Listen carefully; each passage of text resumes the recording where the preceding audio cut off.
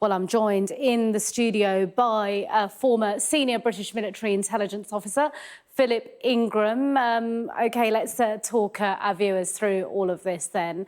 What does the movement of Russian forces out of the Kherson region tell us, do you think? Well, it's quite significant, and they've got the ability to do that because of what we're seeing in this picture here. The Dnipro River, the flooding that's there, has meant that it's almost impossible for the Ukrainians to put any military force across the Dnipro River, but very unlikely in the first place. But now we're in the impossibility stakes, and that frees up the Russian troops that were protecting that Kherson region and allows them to be reconstituted and moved up as a reserve force. So it's quite a big area.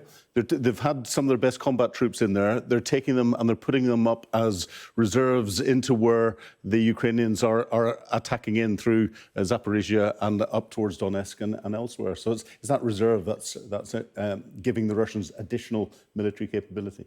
So then what does President Zelenskyy mean by the counter-offensive has begun? Well, I think everyone looks at the has begun is the ground counteroffensive because it's been going on for weeks. Yes. They're shaping the battle space, the drones over Moscow, the Belgorod incursion, the attacks into oil refineries and elsewhere, and then command and control bunkers and logistics sites. But the ground attacks have happened. So we've had that preparation. There's been probing along this hundreds of kilometres of front line that aren't subject to flooding. And now we're getting some penetrating attacks in. Attacks into Bakhmut.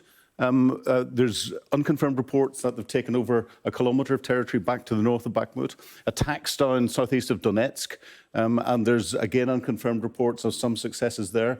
And then what seems to be an emerging main effort, which is from Zaporizhia down through Orikhiv, through Tomak and potentially down to Mariupol, splitting the land lines of communication, the roads and rail links from Crimea up into that disputed Donbass region, which will unseat the whole of the rationale for the Russians wanting to be there. And of course, the Wagner Group have been a big dominant force in all of this. The mercenary group has today said that it won't sign a contract with the Russian Defence Ministry. What more do we know about that then? Well, yes, Prigozhin on the left here, who heads the Wagner Group, who used to be a friend of Vladimir Putin, he has never been a friend of Shoigu, the defence minister, and never been a friend of Gerasimov, General Gerasimov, who's commanding the operations inside Ukraine. However, maintaining his military capability, now that they're not fixed in Bakhmut and fighting there, potentially gives a political risk to Vladimir Putin. So Shoigu, defence minister, has turned around and said that everyone is to sign a permanent contract and join the Russian military, normally by the 1st of July. Prigozhin has said no. Philip Ingram, thank you very much indeed.